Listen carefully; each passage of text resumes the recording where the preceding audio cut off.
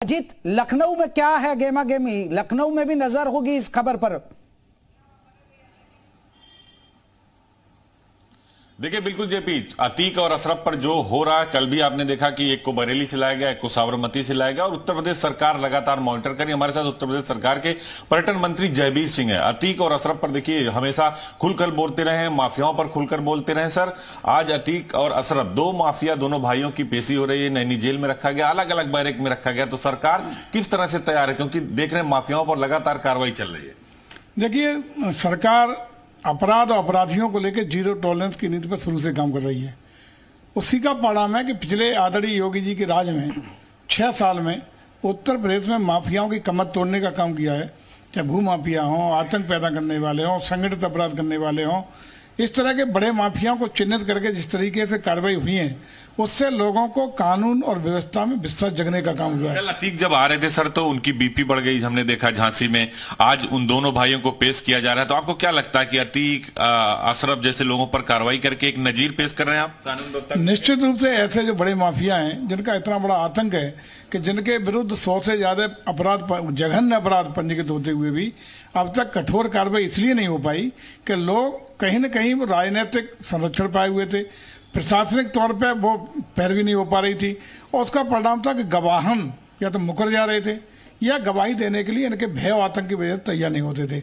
लेकिन आज लोगों को लगा है कि अब हमें सरकार का संरक्षण मिलेगा तो गवाह सुरक्षित रहेंगे और निश्चित रूप से माफियाओं को सजा दिलाने में सरकार हमारा संरक्षण देगी। इसलिए वो आज माननीय न्यायालय में जाकर के गवाही देने को तैयार हुए हैं। सबूत प्रस्तुत होने का काम हो सका है और प्रशासन की भी प्रभावी पैरवी न्यायालयों में हो सकी। 2017 में अपहरण केस में आज दोनों भाइयों की पेशी है। उमेश पाल का जो परिवार है, पत्नी है, मां है, वो कह रहे हैं कि फांसी की सजा होनी चाहिए। सरकार से भी डिमांड है, उनकी अदालत से भी डिमांड है। तो क्या जो अदालतों में पैरवी हो रही है आपकी तरफ से, प्रभावी पैरवी, उसको ये माना जाए कि बड़ी सजा या बड़ी पैरवी अपराधियों के खिलाफ जारी रहेगी? निश्चित रूप से पूरी पैरवी जारी रहेगी। लेकिन सबसे बड़ी देखने वाली इस विषय पे अगर चर्चा करें तो सबसे देखने वाली बात यह है कि अपहरण हुआ 2006 में, पंजीकृत मुकदमा कब हुआ? 2007 में। 6 में किसकी सरकार थी और मुकदमा पंजीकृत किस सरकार में हुआ? इसका मतलब समाजवादी सरकार थी, आप कह रहे हैं। अब समाजवादी सरकार के जमाने में अपराध पंजीकृत नहीं हुआ और वर्षों बाद जब दूसरे दल की सरकार आ गई तब वो मुकदमा पंजीकृत हुआ था। इससे आपको आसानी से समझने में बहुत साफ हो जाएगा कि अपराधियों पर सरकार के संरक्षण के कारण ही वो फलते फूलते रहे, लोग पैरवी कर लेते। कौन संरक्षण देता था? राजनीतिक लोग। नाम बताइए। देखिए, सपा सरकार के जमाने में हुआ है और सपा सरकार के जमाने में 2006 में अपराध हुआ और जब पंजीकृत भी नहीं हो पाया, जाके पंजीकृत हुआ जब बसपा की सरकार प्रदेश में आई, मायावती जी का शासन आया, तब वो पंजीकृत हुआ है। इसका मतलब कहीं ना कहीं राजनीतिक संरक्षण जो मिलता रहा, उनके ही दुष्परिणाम थे कि ऐसे फलते फूलते रहे बड़े बड़े अपराध। जेलों में जो हो रहा था, आप देखिए जेलों से बहुत सारी खबरें आ रही थी। आपकी सरकार में जेलों में भी सख्ती हुई है। एक ही जेल में, नैनी जेल में, अतीक अहमद माफिया अतीक को रखा गया, उनके भाई अशरफ को रखा गया, उनका बेटा अली भी है, लेकिन तीनों की बैरक अलग अलग है। तो जेल के अंदर कुछ बताइए कि किस तरह से आपकी तैयारी है?